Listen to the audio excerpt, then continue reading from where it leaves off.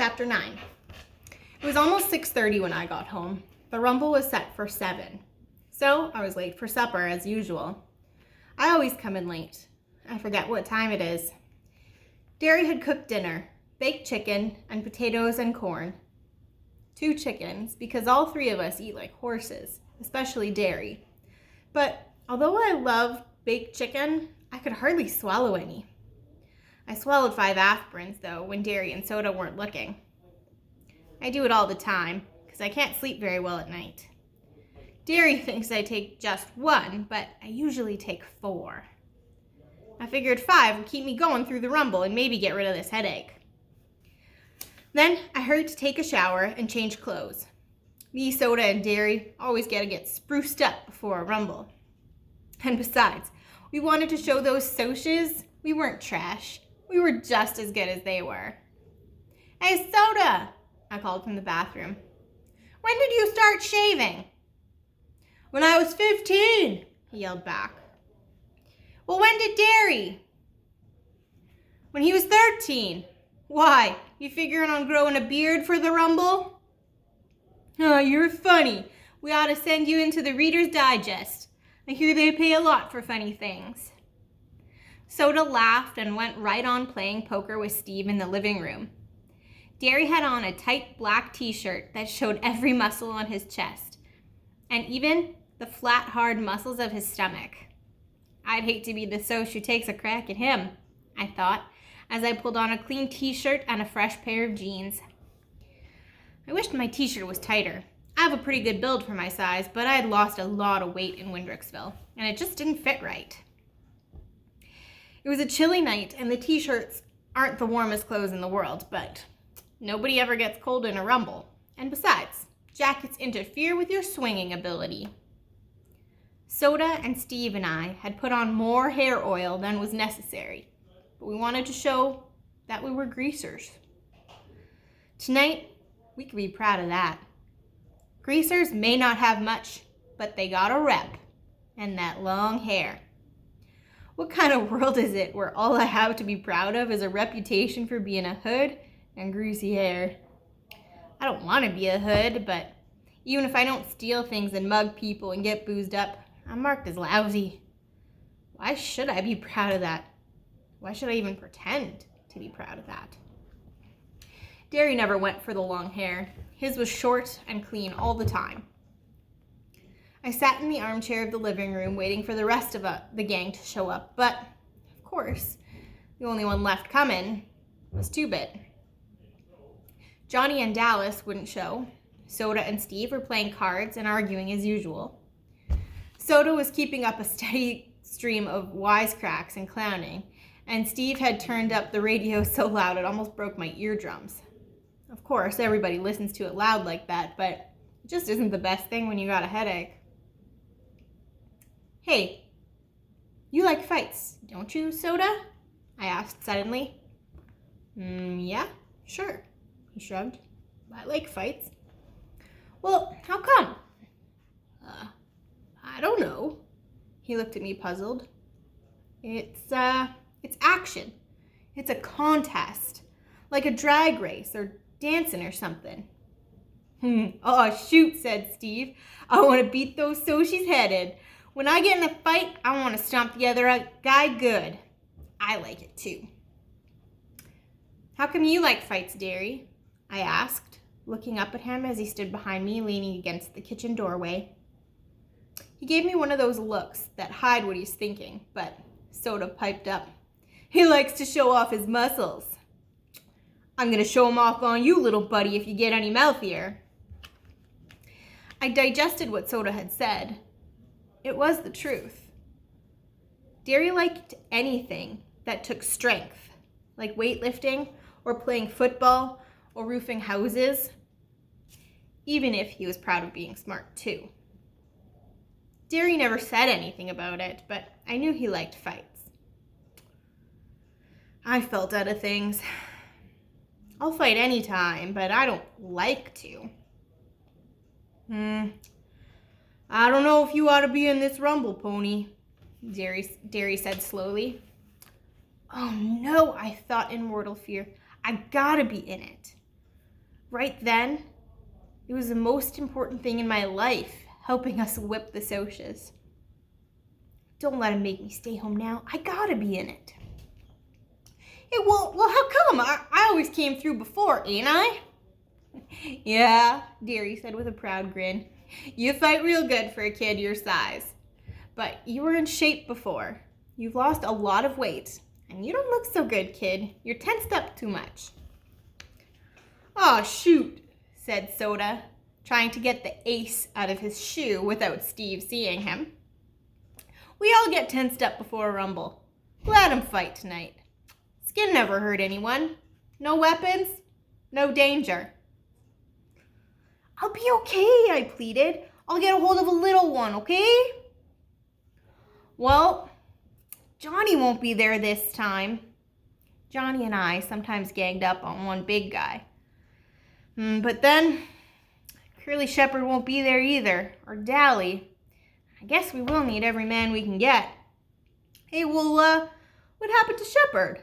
I asked, remembering Tim Shepherd's kid brother, Curly. He was tough, cool, and hard as nails, just like Tim in miniature.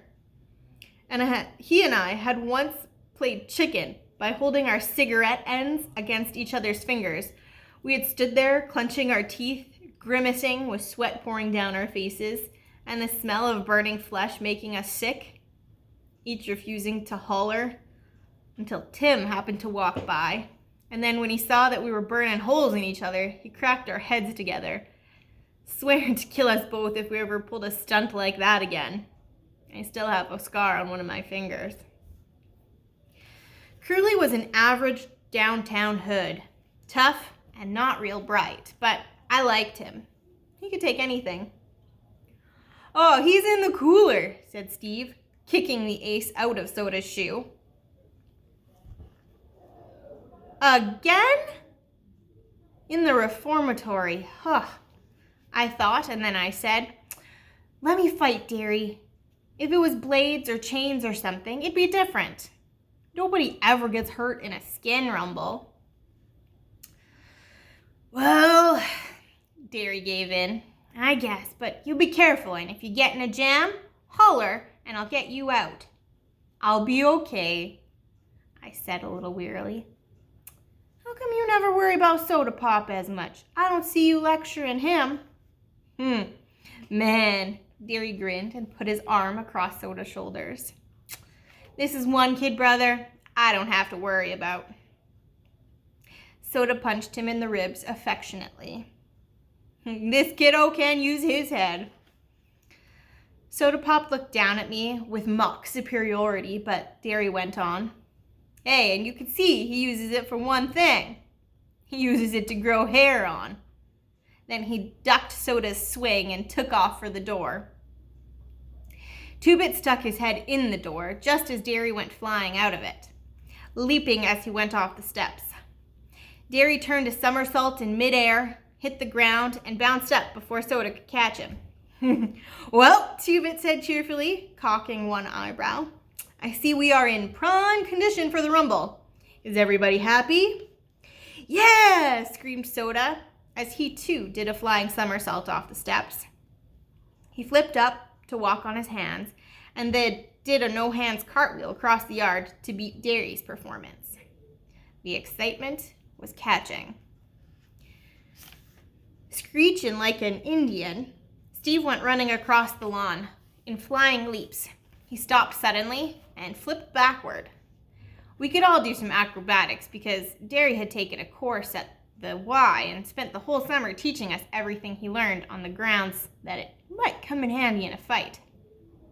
And it did, but Two-Bit, it also got Two-Bit and Soda jailed once. They were doing mid-air flips down at the downtown sidewalk, walking on their hands and otherwise disturbing the public and the police. Leave it to those two to pull something like that. With a happy whoop, I did a no-hands cartwheel off the porch steps, hit the ground, and rolled to my feet. Two-Bit followed me in a similar manner. I am a greaser, Soda Pop chanted. I am a juvenile delinquent and a hood. I blackened the name of our fair city. I beat up people, I robbed gas stations, and I am a menace to society. And man, do I have fun. Greaser, greaser, greaser, Steve sing-songed. Oh, victim of environment, underprivileged, rotten, no-count hood.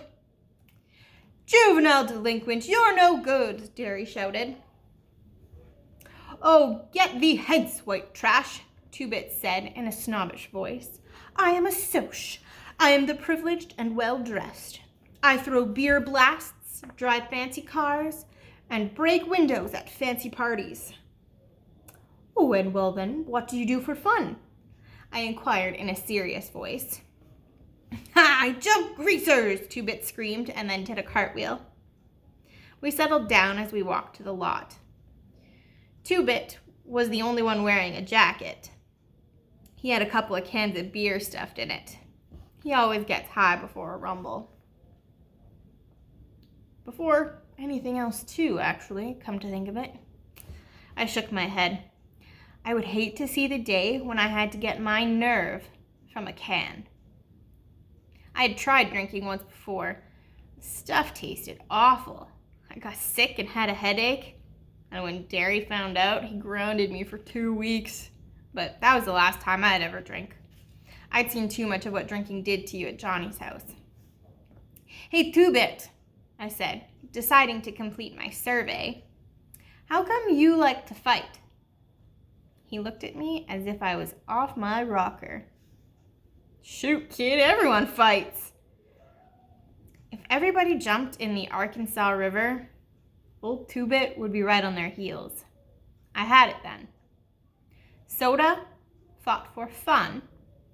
Steve for hatred. Derry for pride. And Two-Bit for conformity. Why do I fight? I thought. And I couldn't think of any real good reason. There isn't any real good reason for fighting except self-defense.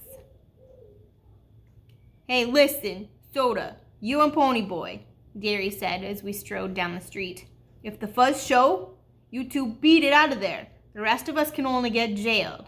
But you two can get sent to a boys' home. Nobody's gonna call the fuzz in this neighborhood, Steve smiled. They'd know what would happen to them if they did. Hey, well, all the same, you two blow at the first sign of trouble, you hear me? You sure you don't need an amplifier, Soda said, and then stuck his tongue out at the back of Derry's head. I stifled a giggle. If you want to see something funny, it's a tough hood sticking his tongue out at his big brother.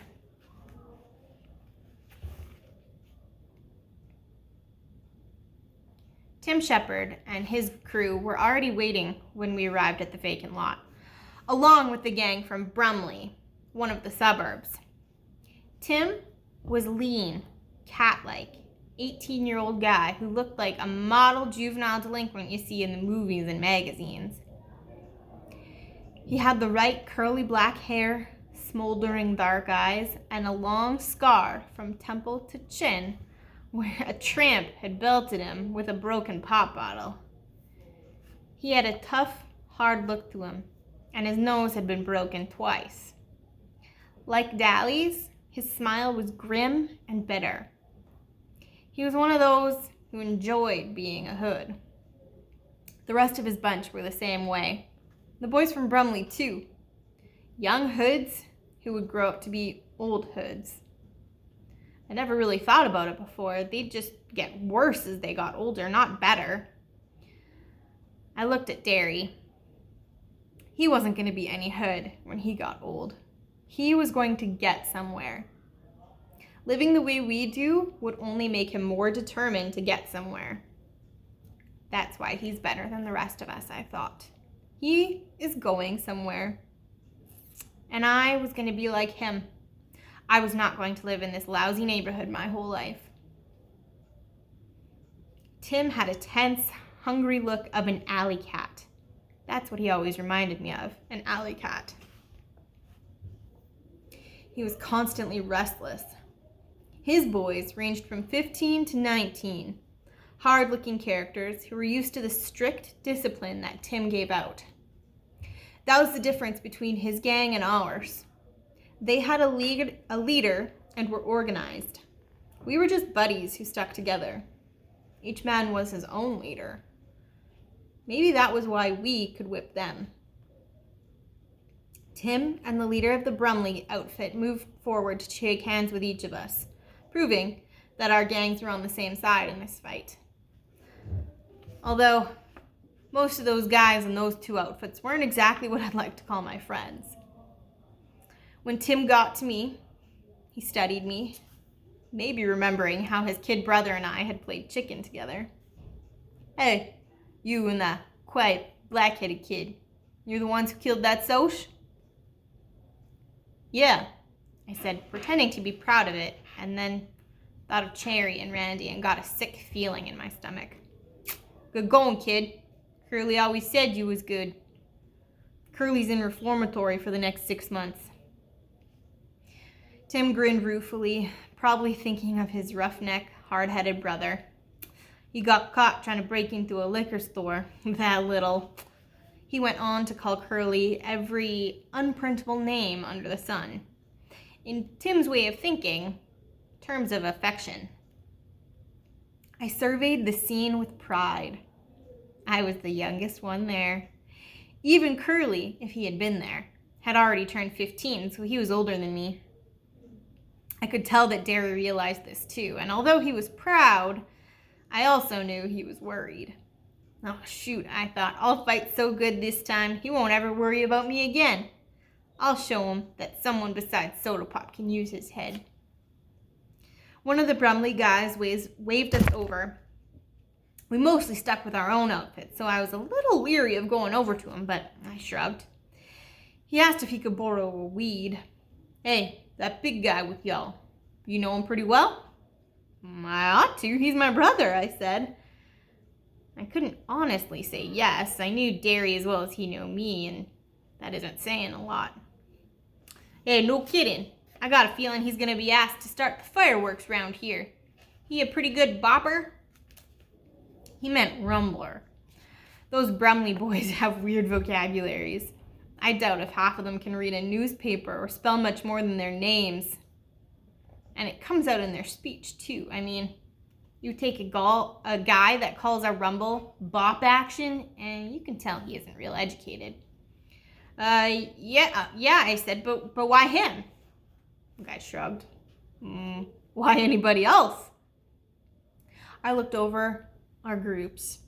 Most greasers don't have tough builds or anything. They're mostly lean and kind of panther-looking in a slouchy way. This is partly because they don't eat too much, and partly because they're slouchy. Derry looked like he could whip anyone there. I think most of the guys were nervous because of the no weapons rule. I didn't know about the Brumley boys, but I knew Shepard's gang were used to fighting with anything they could get their hands on. Bicycle chains, blades, pop bottles, pieces of pipe, pool sticks, or even sometimes heaters. I mean guns. I have kind of a lousy vocabulary too, even if I am educated. Our gang never went in for weapons. We're just not that rough. The only weapons we ever used were our knives, and shoot, mostly we carried those for looks. Like Two-Bit and his black-handled switch. None of us had really ever hurt anybody or wanted to. Just Johnny, and he really didn't want to. "Hey, Curtis!" Tim yelled, and I jumped. "Hey, which one?" I heard Soda yell back. "The big one! Come on over!" The guy from Brumley looked at me. "What did I tell ya?" I watched Derry going forward to Tim, the leader of the Brumley boys. He shouldn't be here, I thought suddenly.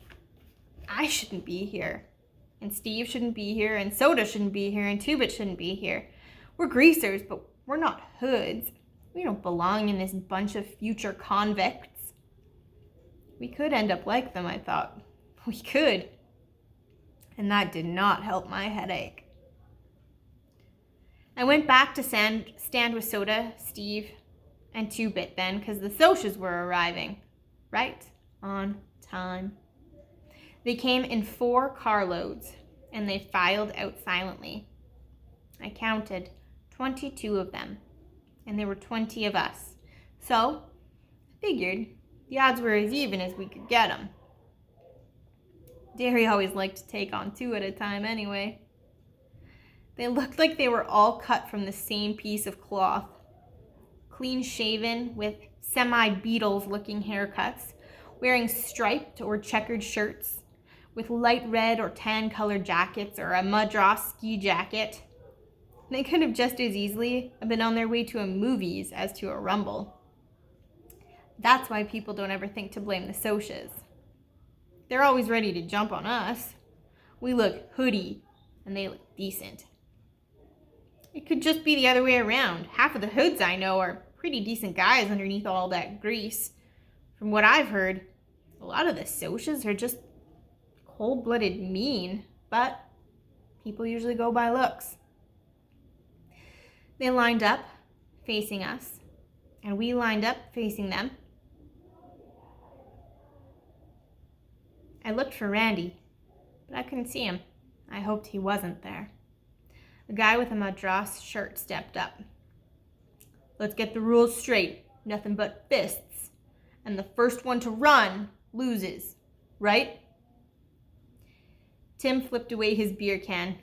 You savvy real good. Then there was an uneasy silence. Who was going to start it? Derry solved the problem. He stepped forward under the circle of light made by the street lamp. And for a minute, everything looked unreal, like a scene out of a juvenile delinquent movie or something. And Derry said, I'll take on anyone. He stood there, tall, broad-shouldered, his muscles taut under his t-shirt, and his eyes glittering like ice. And for a second, it looked like there wasn't anyone brave enough to take him on. Then, there was a slight stir in the faceless mob of Socias, and a husky blonde stepped forward. He looked at Derry and said quietly, Hello, Daryl. Something flickered behind Derry's eyes, and they were ice again. Hello, Paul. I heard Soda give kind of a squeak, and I realized that this blonde was Paul Holden. He had been the best halfback on Derry's football team at high school, and he and Derry used to buddy it around sometime. He must be a junior at college by now, I thought. And he was looking at Derry with an expression. I couldn't quite place it, but I disliked it. Contempt? Pity? Maybe hate? All 3? But why? Because Derry was standing there representing all of us? Maybe Paul felt only contempt and pity and hate for greasers. Derry hadn't moved a muscle or changed an expression, but you could see he hated Paul now. It wasn't only jealousy. And Derry had a right to be jealous. He was ashamed to be on our side. Ashamed to be seen with the Brumley boys, Shepard's gang, and maybe even us. Nobody noticed it but me and Soda. I guess it probably didn't matter to anyone but me and Soda. That's stupid, I thought swiftly. They've both come here to fight, and they're both supposed to be smarter than that. What difference does the side make? Then Paul said, I'll take you. And something like a smile crossed Derry's face.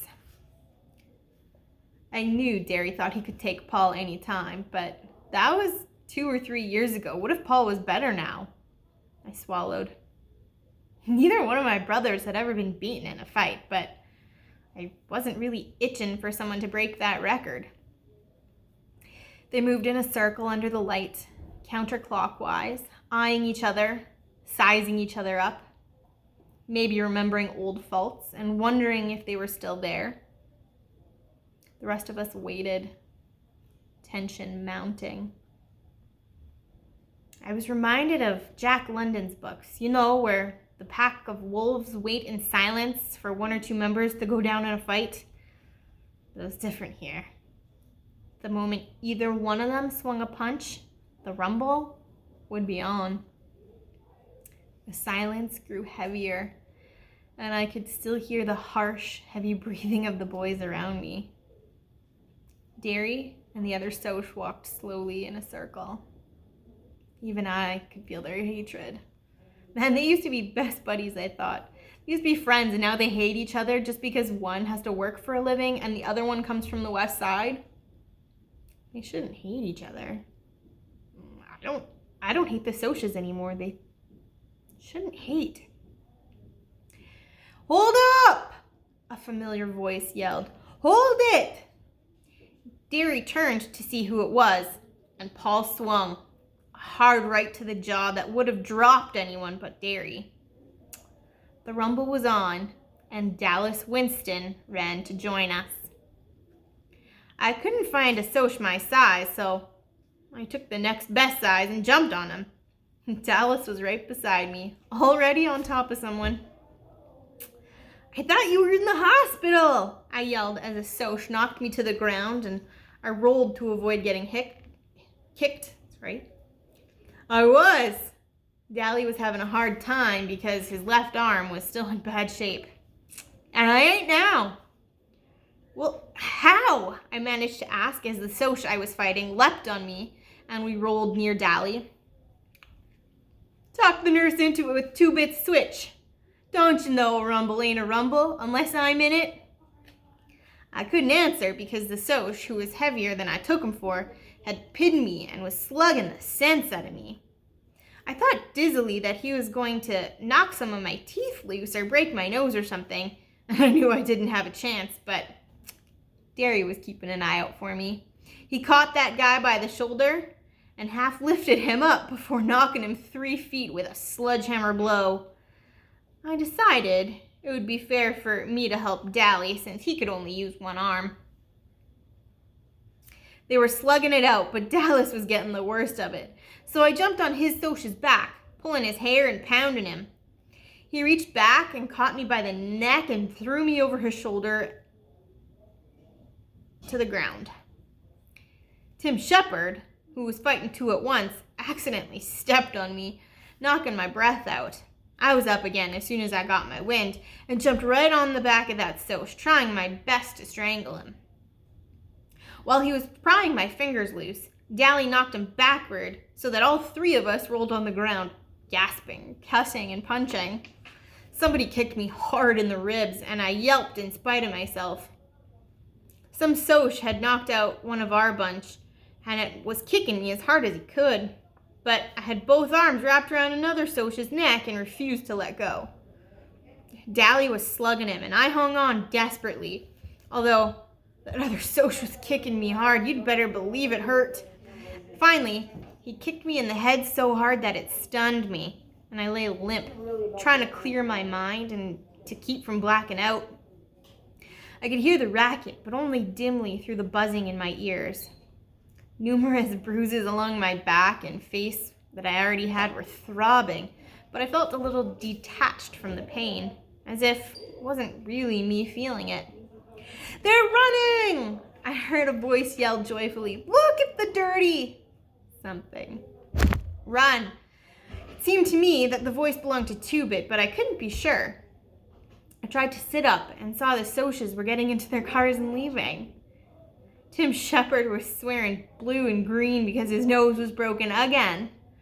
And the leader of the Brumley boys was working over one of his own men because he had broken the rules and used a piece of pipe while fighting. Steve lay doubled up and groaning about 10 feet from me. We found out later he had 3 broken ribs. Soda Pop was beside him, talking in a low, steady voice. I did a double take when I saw 2-Bit. Blood was streaming down one side of his face, and one hand was busted wide open, but he was grinning happily because Soches were running. "We won," Derry announced in a tired voice. He was going to have a black eye, and there was a cut across his forehead. "We beat the Soches." Dally stood beside me quietly for a minute, trying to grasp the fact that we had really beaten the Socs, and then, half grabbing my shirt, he hauled me to my feet. "Come on!" He half dragged me down the street. "We're going to see Johnny."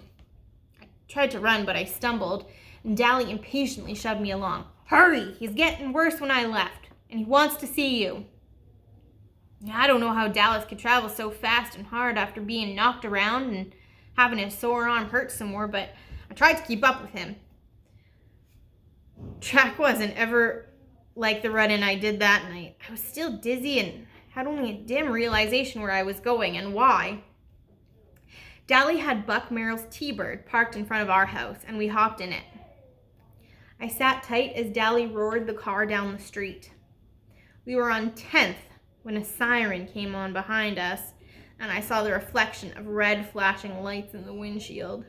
"Hey, look sick," Dally commanded. "I'm taking you to the hospital, that's what we'll say," which is close enough to the truth. I leaned against the cold glass of the window and tried to look sick, which wasn't too hard feeling the way I did right then.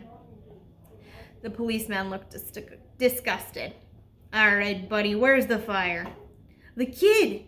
Dally jerked a thumb towards me. "He fell over on his motorcycle. I'm taking him to the hospital." I groaned, and it wasn't all fake. I guess I looked pretty bad too, being cut and bruised like that. And the fuzz changed his tone. "Oh, is he real bad? Do you need an escort?" "How would I know if he's real bad or not? I ain't no doc. Yeah, we could use an escort." And as the policeman got back into his car, I heard Dally hiss, "Sucker." With the siren ahead of us, we made record time getting to the hospital. All the way, Dally kept talking about something, but I was too dizzy to make it all out. "I was crazy, you know that? Crazy for wanting Johnny to stay out of trouble.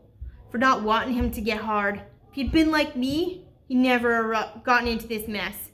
If he had gotten smart like me, he'd never run into that church. That's what you get for helping people.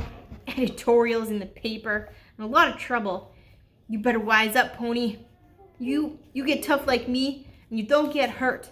You look out for yourself, nothing can touch you." He said a lot more stuff, but I didn't get it all.